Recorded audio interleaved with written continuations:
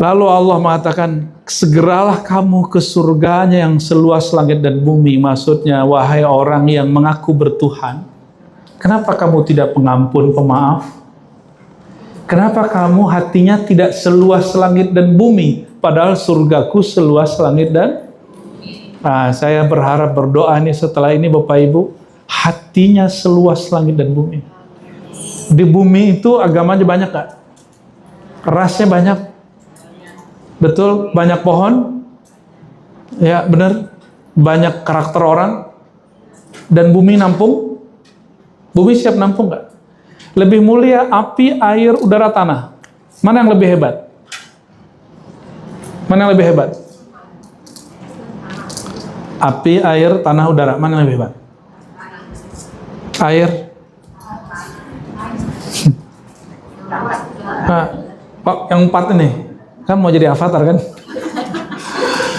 Mana yang lebih hebat? Air. Air bisa tumbuh nggak? Makanya Nabi Adam itu diciptakan dari tanah. Air itu pelengkapnya, udara itu pelengkapnya, api itu pelengkapnya. Ini hari ini kita pakai energi api. Ini pakai api nih Bu, listrik. Tapi nggak mungkin dong saya mengambil api begini kan, nggak mungkin. Tapi apinya dia olah dulu. Itu hebatnya tanah. Tanah itu bisa menumbuhkan. Api bisa menumbuhkan atau menghancurkan. Oke, udara, angin bisa bikin puting beliung. Maka dari semua unsur yang 4 tadi, mana yang paling bisa membuat regenerasi? Tapi tanah itu diinjak nggak Bu? Halo? Ibu-ibu ini dari tanah apa dari api? Ya. Tanda ibu-ibu dari tanah, mohon maaf. Ibu ini punya rahasia rahim Allah. Sehingga regenerasi alam semesta itu sentralnya pada ibu-ibu ini. Walaupun sekolah beliau S2, S3, itu nggak bisa Bu. Laki-laki ini nggak bisa ngelahirin. Yang bisa cuma buang air doang nih. Tapi ibu-ibu ini punya satu rahasia dalam diri yang disebut rahim. Rahim itu tempat kasih sayang Allah. Maka ibu-ibu ini lebih mau berkorban nyawanya daripada bapak-bapak kalau urusan anak. Benar nggak? Nah, saya nggak punya itu Bu. Dan rahim itu ada agamanya nggak? Nggak ada. Rahim itu kasih sayang Allah dan dia universal. Dia nggak ada KTP-nya. Nggak ada KTP-nya itu. Ibu, rahimnya ada KTP-nya nggak Bu? KTP rahim Islam gitu ada nggak? Itu yang disebut di dalam hadis Nabi, setiap kamu terlahir dalam keadaan fitrah. Nggak ada KTP-nya, nggak ada status agamanya, nggak ada. Bersih. Lalu orang tuanya lah yang memberikan status kepadanya. Maksud saya Bapak Ibu, mulailah beragama tidak lagi ngikut-ngikut bapak, orang tua. Mulailah bertuhan dengan pencarian diri sendiri, bukan ngikut-ngikut orang tua. Berani nggak? Udah tua belum? Ini udah tua belum? Belum ngerasa tua?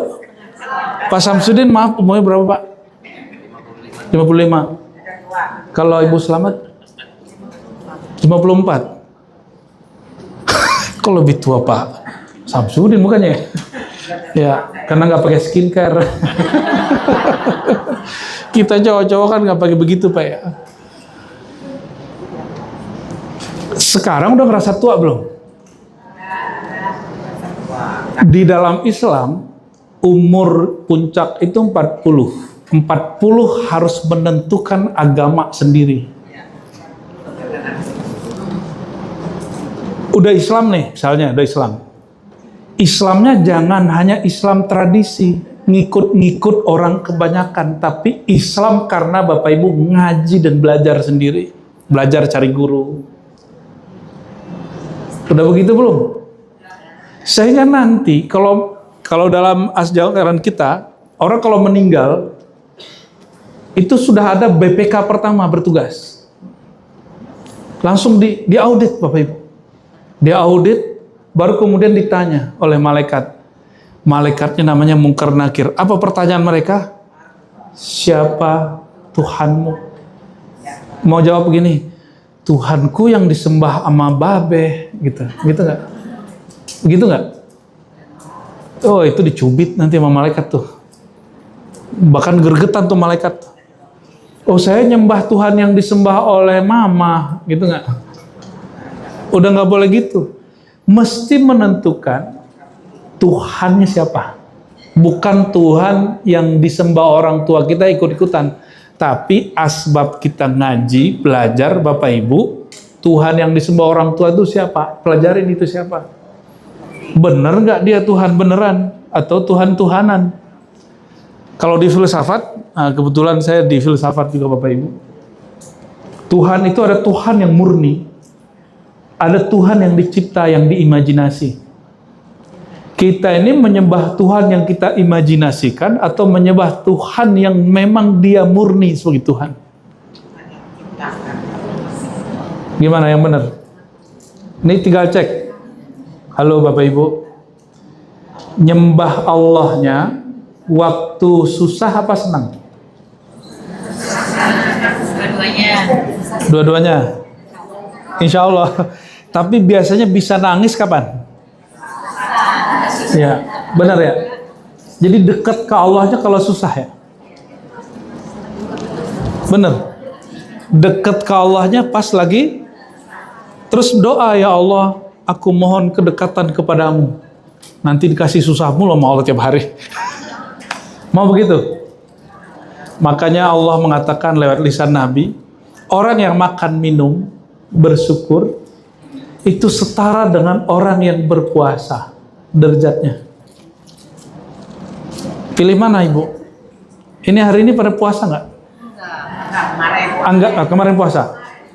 Ibu puasa, saya minum dengan mengatakan terima kasih wahai Tuhan yang memberi aku minuman dan menyegarkan hidupku. Itu setara dengan orang yang nggak makan minum. Gimana? Pilih mana, makan apa minum? Pilih nggak makan apa pilih makan? Pilih makan ya? Oh, pantesan menggendut dan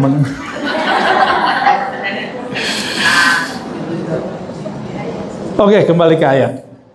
Sorga Allah seluas langit dan bumi. Bumi Allah itu memuat semua agama, semua mazhab, semua aliran.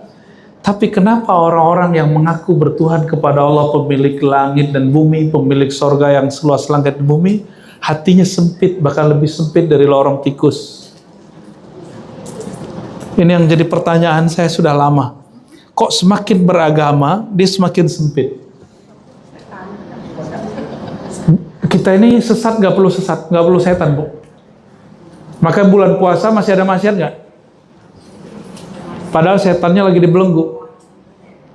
Setan itu mengalir di pembuluh darah. Setiap kali orang puasa, maka setannya langsung keikat. Jadi di mana setan mengalir? Dan setan itu dua jenis. Ada dari klan jin, ada dari klan manusia. Hati-hati punya teman, jangan sampai temannya teman setan. Apa sifat setan? Kebalikan dari sifat orang yang sukses dunia akhirat. Di ayat ini disebutkan uiddatil muttaqin. Sorga yang seluas langit bumi itu disediakan, dijanjikan untuk orang yang muttaqin. Muttaqin bahasa Arab artinya orang yang menjaga hatinya. Ya. Kalau terjemahan Kementerian Agama, orang yang bertakwa. Anak-anak hari ini mengira takwa itu pakaian, baju takwa hari Jumat. Ibu-ibu lagi pakai baju takwa ya? Enggak. Itu bukan baju takwa. Takwa itu di kolbu. Apa kata Nabi? At-taqwa hahuna. Takwa itu di dalam kolbumu, di dalam hatimu. Apa arti takwa? Menjaga pandangan Allah kepada kita, itu takwa. Ini pada pernah sekolah semua kan? Kalau guru kita di sekolah lagi merhatiin kita, semuanya pada menampilkan kebaikan nggak? Ya, bener ya? Tapi perasaannya tegang dan takut. Betul? Sekarang Bapak Ibu dari jauh diintip, dilihat oleh orang yang Ibu suka. Kikuk juga nggak? Tapi seneng. Seneng? Senengnya beda nggak dengan seneng diperhatiin guru? Kalau sama guru rasanya takut, kalau sama ini rasanya berbunga-bunga. Beragama itu juga begitu. Kalau kepada yang ditakuti, ini orang akan merasa hidupnya tegang. Nah, kebanyakan orang beragama dengan psikologi seperti ini. Apapun agamanya sama. Psikologinya diancam, diperhatiin, bakal diaudit, kan BPK kan kerjanya ngaudit kan? Ya. Jadi Tuhan akan mengaudit, malaikat akan mengaudit, ancamannya begitu. Tapi ada jalur lain kalau kita beragama itu, jalur cinta. Mohon maaf Ibu, Ibu ini belanjanya sama suami, kalau suami sudah cinta ngitung-ngitung nggak suami? Sama suami ya. Mohon maaf. Kita lagi di resto sama suami. Kita mau makan apa aja terserah kan kata suami. Di samping Ibu ada perempuan, istri tetangga. Oke, siapa? Istri? Dia ditraktir sama suami. Misal. Itu suami mikir-mikir loh. Jangan sampai mesen yang mahal-mahal. Ya. Karena aku belum siap menafkahimu. Karena belum ada rasa cinta kepada dia. Tapi kalau sudah ada rasa cinta, ngitung nggak? Ibu mau nggak dihisap nanti, nggak diaudit BPK akhirat? Mau? Kalau BPK dunia hanya mengaudit, kalau ini lembaga-lembaga negara ya. Kalau BPK akhirat, semua orang yang tinggal di dunia akan diaudit. Apapun jabatannya. Suami, istri, anak, diaudit semua. Mau nggak diaudit nggak? Mau. Gimana caranya? Seperti ibu sama suami. Itu hubungannya apa? Cinta atau transaksi?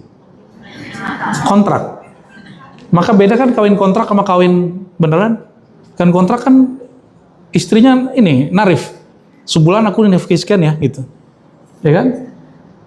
Tapi kalau ibu menikah tanpa batas dalam Islam, menikah itu nggak boleh menyebutkan waktu, ya, nggak boleh nyebutin waktu. Tapi juga nggak boleh kemudian mengatakan kita pasangan abadi, nggak boleh juga. Kenapa? Ada orang yang dulu cinta-cintaan, nangis-nangisan, peluk-pelukan, lama-lama benci-bencian. Dan itu nggak mungkin dipersatukan lagi. Jalan keluar dia cerai. Kalau dibiarkan bersama, justru membahayakan mereka dan anak-anaknya. Itu bedanya. Nah, ayat ini mengatakan, uiddat lil muttaqin. Sorga yang seluas langit bumi itu hanya janjikan bagi orang-orang yang, coba diganti terjemahannya, jangan bertakwa, orang yang menjaga hatinya, ya, yang menjaga kolbunya. Berarti sorga itu untuk orang yang beramal dengan Oke. Jadi Bapak Ibu kalau banyak sholat, banyak zikir, kalau kolbunya nggak ikut, masuk sorga nggak? Maka ada ayat, celaka bagi orang yang sholat tapi nggak pakai kolbunya. Wal asri, orang itu bukan itu, ayatnya surat Al-Maun. Fawailul lil, bukan mutakin Bu, fawailul lil musallin. Celaka bagi orang yang musallin, itu yang merasa dirinya ahli sholat. Nih perhatiin, Ibu pada sholat tadi pagi, tapi lupakan, anggap kita nggak sholat. Karena kalau kita merasa diri kita sholat, kita akan mandang orang, itu orangnya najis. Nggak sholat tuh, orang munafik tuh. Dan ciri-ciri orang yang diterima amalannya, dia beramal dan tidak merasa beramal. Ciri-ciri orang ditolak amalannya, ditolak kerjanya oleh Allah, karyanya oleh Allah ditolak, dia kerjanya sedikit tapi ingin diperhatikan dan dianggap berjasa. Saya yakin di sini juga sama. Ya, ciri-ciri orang paling berprestasi di negara ini, di lembaga ini, orang yang banyak karya dan dia tidak merasa jumawa, tapi dia merasa ini kerja bersama. Benar nggak? Itu pasti disenangi semua orang. Mohon maaf Ibu pengurus, ciptakan mazhab keluarga. Jadi kita semuanya berkeluarga. Ini keturunan Nabi Adam apa keturunan kera? Berarti bapak kita satu? Bapak kita satu? Tapi biasanya orang kalau saudara itu sering tengkar. Anak sering tengkar nggak? Rebutan-rebutan. Kenapa orang berebut, bertengkar? Karena ada kepentingan yang clash. Dia punya kepentingan yang sama dan ingin memiliki di saat yang sama. Ya, toleransinya kurang. Kenapa orang beragama clash? Karena ingin memonopoli kebenaran di waktu yang sama. Ini jangan sampai di BBK Bapak Ibu, masjidnya menjadi kaku. Masjidnya mesti menjadi Masjid Rahman Rahim. Maka majelisnya tadi dikasih nama, ya, Majelis Rahmatan Lil. Sepakat nggak? Insya Allah itu nama yang sangat bagus sekali. Siapakah yang disebut orang menjaga hati? Coba perhatikan ayatnya. Apa indikator orang jaga hati? Ini coba Ibu, ini jaga hati nggak? Kita cek di Quran indikator pertamanya. Alladzina yunfikuna fis sarra'i wad dharra. Orang yang psikisnya stabil. Lagi susah, lagi senang, dia tetap berbagi. Jadi apa indikator pertama? Psikisnya stabil, lagi susah, fis sarra, lagi senang, au dharra, lagi susah, dia tetap berbagi. Ini yang disebut mentalnya tahan banting. Ini ciri-ciri orang yang menjaga hati. Mohon maaf, jadi pengurus sering diprotes orang nggak? Ya, jangan baper. Mana Bu Ketua? Bu Ketua sekarang siapa? Ya, Ibu diprotes nggak Bu? Atau dikomentari nggak? Ibu nggak baper ya. Kalau baper pasti berhenti dari ketua. Ya. Psikolog itu Bapak Ibu, dia nerima cuma curhatan orang, tapi dia bingung mau curhat sama siapa. Maka psikolog kalau nggak bertuhan, dia nggak punya ruang dalam dirinya untuk dialog dengan Allah. Nah, Ibu Ketua ini harus punya ruang di kolbunya dialog dengan Allah lewat sholat. Jadi kalau ada apa event, sholat 2 rakaat. Ya. Coba Ibu kalau sholat, kepalanya di atas, lagi sujud tuh di atas apa di bawah? Sujud itu kepala setara dengan telapak kaki. Maksudnya apa? Kalau kita sudah khidmat, maka siap-siap kepala kita dikakiin orang. Dan kita nggak boleh baper. Oke, lanjut. Jadi ciri pertamanya apa? Indikator orang kolbunya terjaga, psikologinya, psikisnya stabil, lagi susah atau senang, lagi bahagia ataupun lagi gabut, nggak moody. Ya, jangan moody, jangan mut-mutan. Yang kedua, wal kaziminal ghaiza. Kazim itu menjadi nama dari cicit Nabi Muhammad SAW, Musa Al-Kazim. Karena Musa Al-Kazim ini sering disulut kemarahannya oleh orang, tapi dia nggak pernah marah. Kazimin itu bukan memendam marah, tapi tidak sempat dan tidak punya ruang untuk marah. Lain, tegas dengan marah lain. Tegas boleh nggak? Marah-marah ini nggak boleh. Ya, Bapak Ibu kalau marah apa yang terjadi di badan?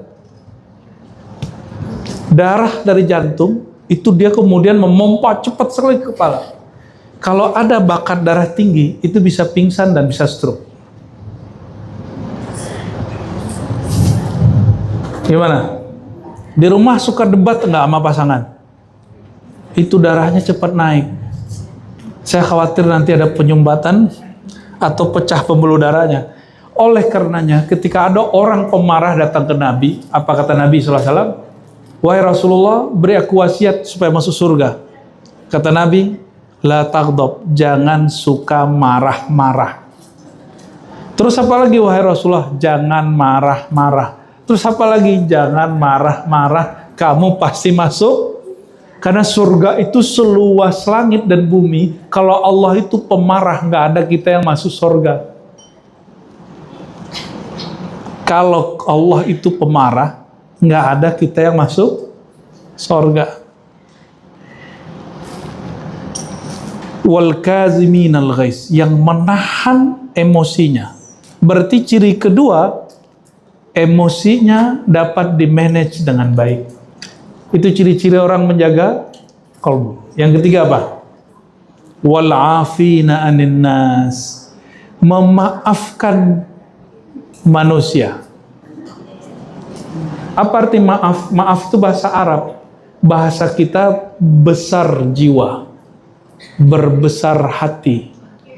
Orang kalau hatinya besar, sebesar gunung, kalau ada orang ingin merusak gunung pakai paku, gunungnya rusak nggak? Kalau ada orang ingin menghina gunung dengan ngambil kotoran terus dilempar, itu gunungnya terhina nggak?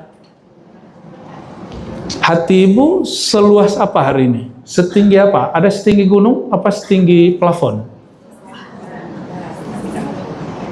Apa sebesar pelita matahari Syamsuddin? Gimana Pak? Coba matahari itu pagi dipuji, siang dimaki. Sore apa Bu? Ibu kalau ketemu matahari sore gimana? Ya, masih panas nih kita pakai skincare gitu. Kalau malam dirindui. Tapi matahari pernah nggak kesal sama kita? Ya, walaupun dia dimaki-maki siang hari, dia besok pagi masih terbit lagi. Nah, itu yang disebut afina anin nas. Dia tetap berbuat baik dan memaafkan orang. Jadi memaafkan itu beda dengan minta maaf. Loh, perhatikan. Ini agak kenceng saya ngomongnya. Minta maaf beda dengan memberi maaf. Ayat ini mengajarkan memberi maaf, bukan minta. Jika memberi maaf wajib, minta maaf lebih. Jadi hatinya mesti lapang sama orang. Jangan tersinggungan. Ibu ngomong, nggak diperhatiin, ibu harus legowo gitu maksudnya. Ya, kayak saya sekarang nih. Saya ngomong, ibu main handphone, saya nggak boleh marah, Bu. Iya, nggak apa-apa. Wal afina anin nas. Ibu kan nggak pernah jadi penceramah aja, jadi nggak tahu psikisnya. Berat psikis jadi penceramah itu. Harus menarik perhatian orang tuh butuh energi yang kuat sekali. Ya, kadang-kadang kalau di masjid di kampung ibu, mic-nya baru di setel pas kita ngajar. Itu nggak boleh sewot sama sekali. Kan kita harusnya sewot nih, kita lagi ngajar nih, itu di setel-setel nih lagi ngajar. Kalau ini kan aman nih ya, dari tadi nggak ada setelan kan. Kalau kita masuk ke wilayah-wilayah lagi ceramah, ada yang bukan pengurus, ada yang bukan ahli IT, itu coba naikin echonya dan gak boleh marah Pak. Walafina anin, memaafkan orang. Nabi Muhammad SAW diundang hijrah ke Taif. Sampai di Taif, Taif itu Mekah, lalu ada pegunungan namanya Taif. Itu Taif orangnya baik-baik, petani, lembut-lembut. Lebih lembut orang Pantura atau orang gunung, Pak? Ngomongnya. Lebih lembut orang, cuma kalau hati belum tentu lebih baik orang gunung, bisa jadi lebih baik hati orang pantura. Ya, nyablak tapi apa adanya gitu daripada ngomong di belakang. Nabi ke Taif, ternyata sebelum Nabi sampai di Taif, dulu belum ada WA, cuma messengernya sudah datang duluan yang menyebarkan hoax tentang Nabi Muhammad SAW sampai di Taif. Apa kata si penyebar hoax ini? Kamu jangan teringat Muhammad itu nanti buat ajaran baru, nanti bikin rusuh dan akan menghina Tuhan-Tuhan kalian. Padahal salah satu ajaran Nabi Muhammad SAW tidak boleh menghina Tuhan siapapun. Nggak boleh. Tidak boleh menghina agama siapapun.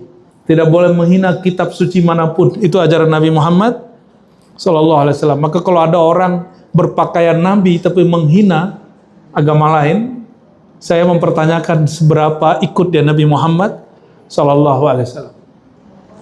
Sampai di sana tidak disambut dengan tola al-badru alaina. Tadi tola al-badru ya. Disambutnya pakai apa? Itu orang berbaris, kiri kanan belingkaran semuanya memegang. Ada pegang batu, ada pegang kotoran, ada megang sampah, dan semuanya 1, 2, 3 ngelempar Nabi Muhammad SAW. Balasan Nabi apa Bapak Ibu? Nah, saya mau tanya nih. Ibu habis disakitin sama orang, disakitin sama temen nih, tetangga, atau di sini disakitin orang. Tiba-tiba malaikat datang menawarkan bantuan. Wahai bunda, maukah kamu aku bantu?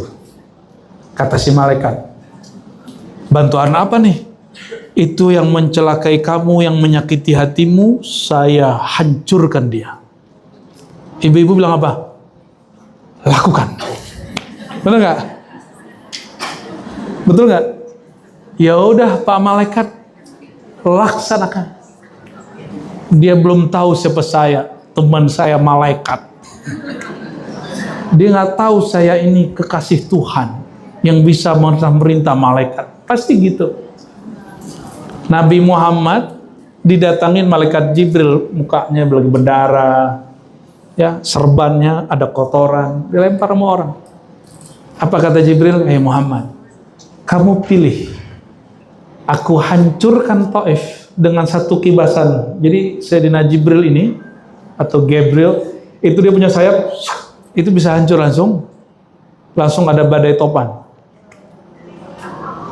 Tapi Nabi Muhammad jawabnya apa? Tunggu Jibril. Mereka yang melempar aku tidak salah. Tapi mereka tidak mengerti siapa aku, tidak mengerti tujuan baikku. Nabi Muhammad sama Jibril lebih tinggian mana, Bu? Coba lihat tadi, Jibril emosi, Nabi Muhammad emosi nggak? Malaikat yang tercipta dari cahaya itu emosi, tapi Nabi Muhammad yang tercipta dari tanah tubuhnya emosi nggak? Gimana? Mana yang lebih tinggi spiritualnya? Rasulullah Sallallahu Alaihi Wasallam. Malaikat aja disulut marah. Sedangkan seorang Nabi Muhammad SAW yang tercipta dari tanah, bukan dari cahaya, bukan dari cahaya malaikat ya, itu nggak marah. Gimana? Yang bernabikan ke Nabi Muhammad gimana? Ya, Nabi kita Nabi Muhammad kalau disakitin orang, maka ibu kalau disakitin orang, kalau nggak banyak juga yang terganggu, nggak usah dilaporin juga ke polisi. Ya, kan sekarang orang main lapor-lapor semua kan? Benar nggak? Itu baru disinggung dikit. Gimana orang kayak gitu jadi kekasih Allah? Setiap kekasih Allah itu diiringi malaikat-malaikat. Apa kata Nabi? Jangankan kekasih yang tingkat tinggi, pengajar ilmu-ilmu akhlak, ilmu-ilmu tentang bertuhan, itu didoakan di langit dan di bumi, bahkan seekor ikan di laut sampai semut semuanya mendoakan. Kalau si pengajar ini kolbunya bukan kolbu wali Allah, kekasih Allah, nanti disakitin, diusir, Ditawarin sama Pak Polisi, ditawarin tentara Allah dari langit. Itu dia akan ngomong, hancurkan orang yang nyinggung aku. Ya wajar Bapak Ibu nggak jadi nabi ya. Ya. Nabi Nuh berapa umurnya? 950 tahun. Itu 900 tahun dihina oleh umatnya, nggak tahan juga. Maka beliau berdoa, ya Allah, umatku ini kurang ajar. Ya, masa aku buat kapal dieein tiap hari? Ya udah ya Allah, kalau mereka punya anak pasti anaknya nakal semua, kafir semua. Hancurkan mereka sehancur-hancurnya. Itu umur beliau 900-an tahun. Beliau nggak sabar setelah 900 tahun, wajar tuh. Ini baru 9 menit dikata-katain udah masang-masang jimat. Ya, baru 9 hari nggak dihargai, baru beberapa langkah kalimat yang menyinggung. Wajar kalau kita nggak jadi nabi. Nabi Nuh pun menyesal setelah dia berdoa. Dia menyesal mendoakan hancur umatnya, itu dia nyesel. Ya. Jadi yang pernah doain keburukan bagi orang lain, coba cabut doanya. Ya, minta ampun. Ya Allah, ampuni aku yang pernah mendoakan keburukan hamba-hamba seperti aku. Ya, pernah doain buruk orang lain? Ya, doain yang baik lah. Ya. Oke, ciri-ciri orang yang terjaga hatinya suka memaafkan, bukan suka mendendam. Gimana kira-kira? Udah begitu belum? Maka saya nggak percaya orang mau pakai serban kayak mau pakai hijab kayak kalau dia pendendam, dia bukan ahli surga. Ya, bukan ahli surga. Yang disebut ahli surga orang yang menjaga kolbu. Indikator ketiganya adalah bukan lagi minta maaf, memberi.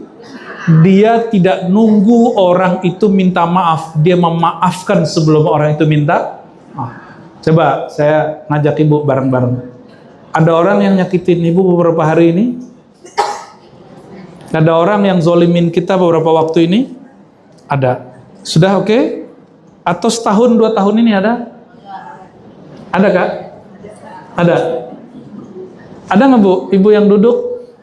Ada. Betul ada. Pengen masuk surga nggak? Ingin masuk surga nggak? Ini pertanyaan kontan cash. Dan saya tanggung jawab dengan yang akhirat. Ini pertanyaan, kalau ibu bisa menjawab, ibu pasti ahli surga.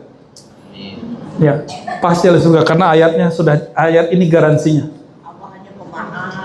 Itu dia. Oke. Gimana? Siap?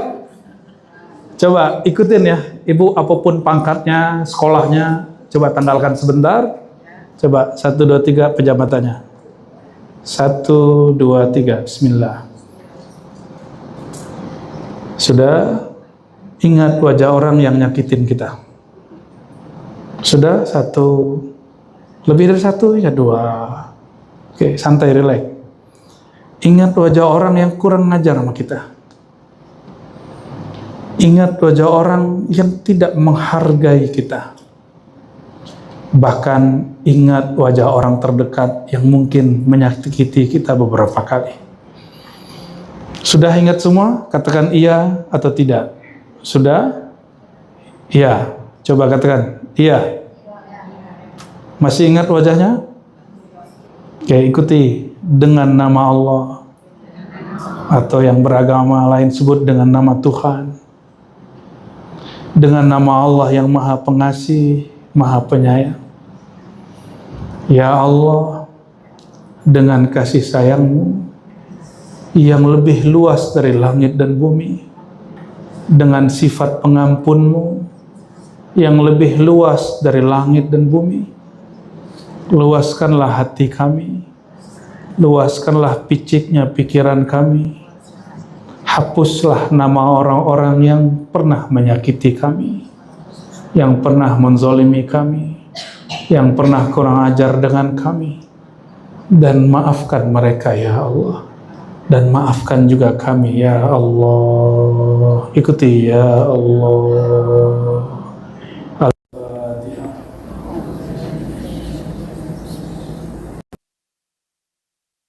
Siratal ladzina an'amta 'alaihim waladdallin. Coba sekarang ingat wajahnya tapi matanya dibuka. Masih ada kesel nggak? Kalau masih ada berarti masih ada nodanya.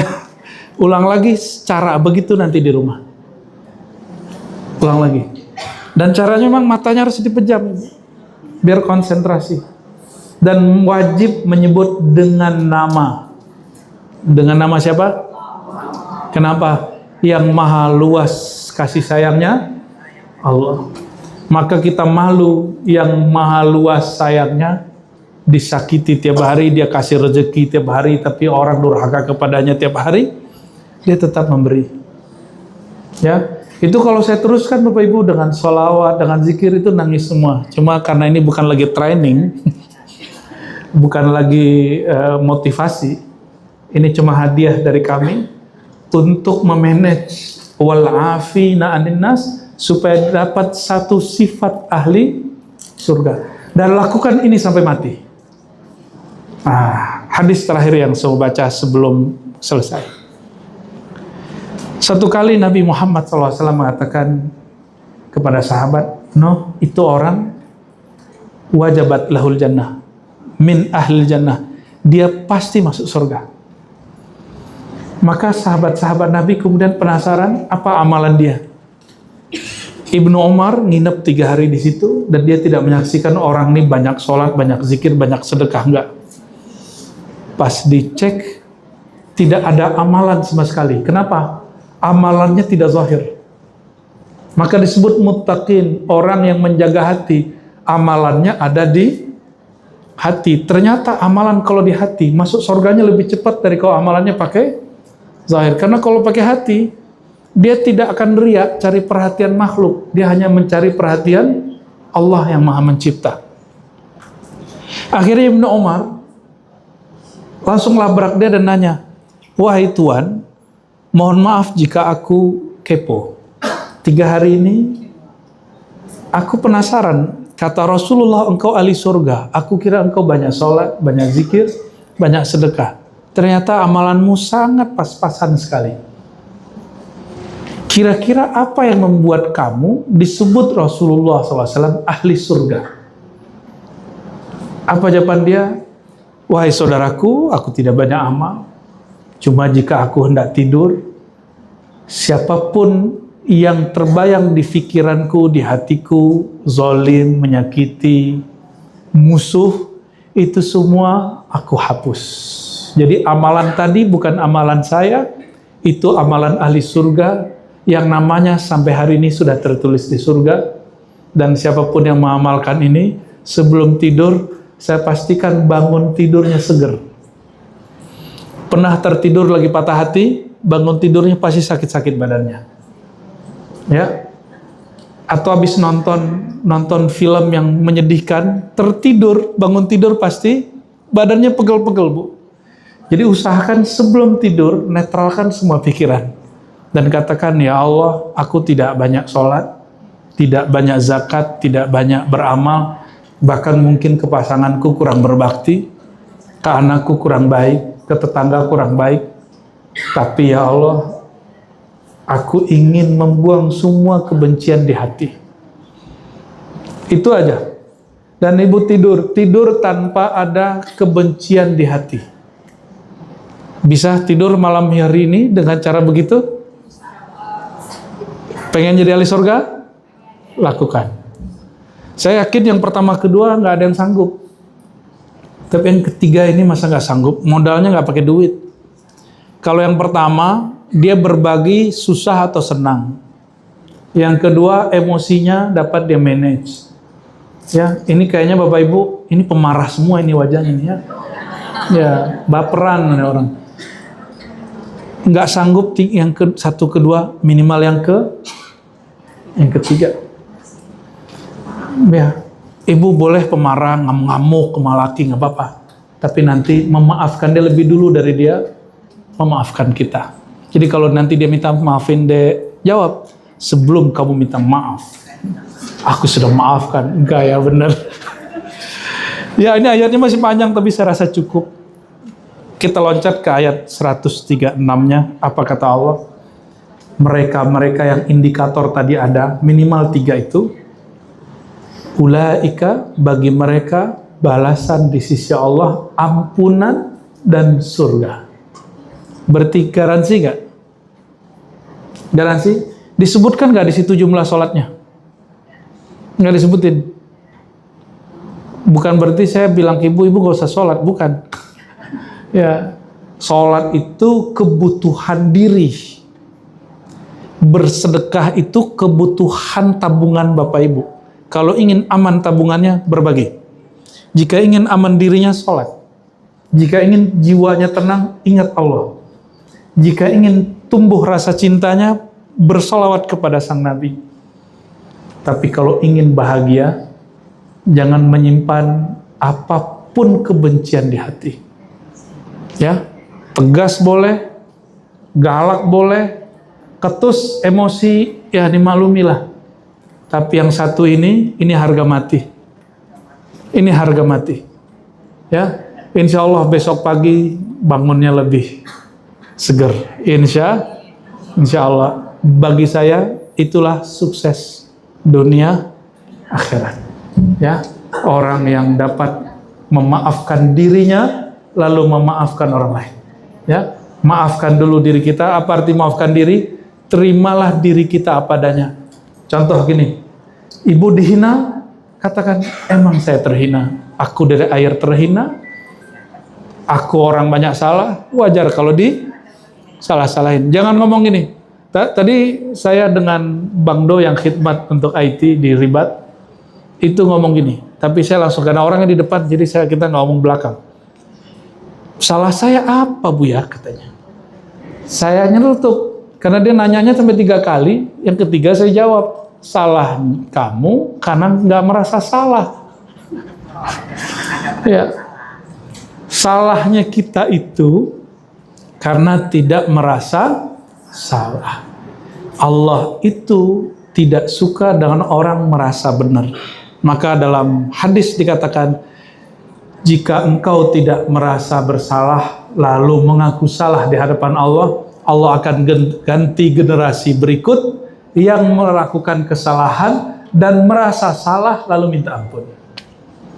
Ya, jadi Allah itu nggak galak-galak amat, malah Allah senang sama orang yang salah, yang merasa bersalah. Barangkali itu sukses di dunia, di akhirat, membuang. Ya, masih kesal sama laki? Buang kesalnya. Masih kesal sama anak? Masih kesal sama mertua?